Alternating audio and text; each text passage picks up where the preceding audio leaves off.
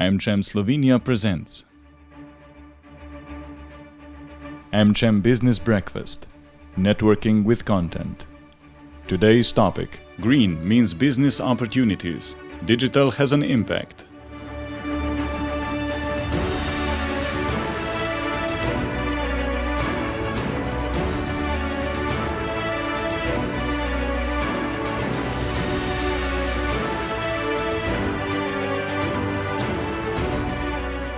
I had the opportunity to set up Circle Economy, which is a multi-stakeholder platform. And that means that you cannot achieve the circle economy simply by yourself. It's a system change, like explained. So you need the business side, science, government, etc.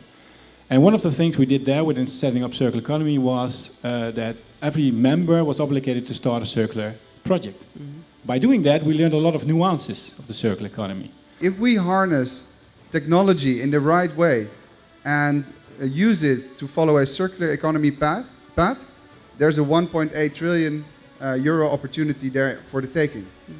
And that's just looking at three sectors which represent about 65% of the European household budget: mobility, food, and the built environment. If we would apply circularity to those sectors, leveraging IT, then Europe will become the most competitive continent in the world. The first question that we ask ourselves is the business model of this particular entity, which is, by the way, today applying for a loan with us, sound enough, good enough, and circular enough for us to predict that the business model itself would be successful. It boils down to 2-3 basic things. Like I said, no Tomás di Lampedusa here. Practically, the question is it, what is the usage of the proceeds, let me put it more elegant, the proceeds of our lending is about. That is the basic question that we intimately should be asking ourselves when we come to a point where to lend. If all the bankers do this, or had done this also in the past, probably we would be living in a better world. Just this short example of changing the traffic regime completely in the city center. We closed it, and there was a question, okay, we live in the city center, you know, what's now? It's really good because, you know, for other people, but I live in the city. I have to come to my bedroom. I have to have my car. No, you don't. It was like, you know, we cannot live like that. The city center will die. So you have to think about the alternatives. Okay, we refurbished the whole city center. We not only refurbished bridges, but we built additional bridges over Ljubljanica River just to shorten the distances for the people, and then implement the bike sharing system Bicycle, and then electric vehicles free of charge Cavalier. Now you can, this month you can use new thing that we have, and that's electric train. That is, and electric cars are coming. Of course, that is reaching the Castle Hill. So no diesel anymore, no emissions anymore in the city center. So you have to give the alternative to the people, and you have to include them. Do we really believe in sustainable well-being? Because sustainable well-being means sustainable humanity. So do we believe in the humanity? I think this is a crucial challenge, and where we need to work a lot, going back to our young population here around in the global world.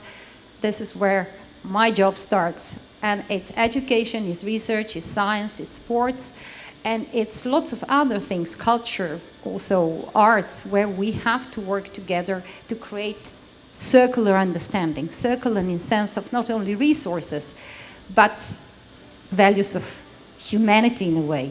I think one of the important conditions we have in the Netherlands is that it's a very small country. It's comparable to Slovenia. It's twice the size of Slovenia, but with 70 million people in a small country, there is no much hierarchy, so we can reach out to everybody we want to. It's very easy for us to talk to somebody in terms of university in science, to talk to our Prime Minister, and we have a legacy in terms of collaborating, because we need to. Fighting water, we had the necessity to collaborate a lot, and that's necessary in the circular economy. Nobody can do this alone. It's a multi-stakeholder approach, it's a multidisciplinary approach, so I think there we have some benefits. And last of all, we do have an entrepreneurial mindset and need to be very open because we're very small. Nobody understands Dutch, so we have to go out there and reach out to the rest of the world. I think those are the ingredients that made us partially successful in the circular economy, but we have a long journey ahead of us. And if you create a circular economy which is regenerative and restorative by design, the effects of that will be also a positive impact on restoring natural capital and social capital. So it's very much about creating a economic system which can work long term. And that's very interesting for businesses. Banks normally provide services in lending money, but can provide services in putting knowledge together. That's exactly what I think at this particular stage of the development of the circular economy, banks should locate themselves. That is, i.e. to be providers of platforms and services enabling and facilitating the exchange of knowledge, particularly when it comes to phenomena like supply chain changes or digitalization. That is quite important, and I think banks should be supportive of this type of developments. When I was thinking what actually from the policy point of view would need to change, I came to a pretty brutal conclusion, all the policies. So each of the policies would need to be different. How you measure growth would need to be different. Corporate responsibility would need to be measured also in a different way. Tax policy would need to be different.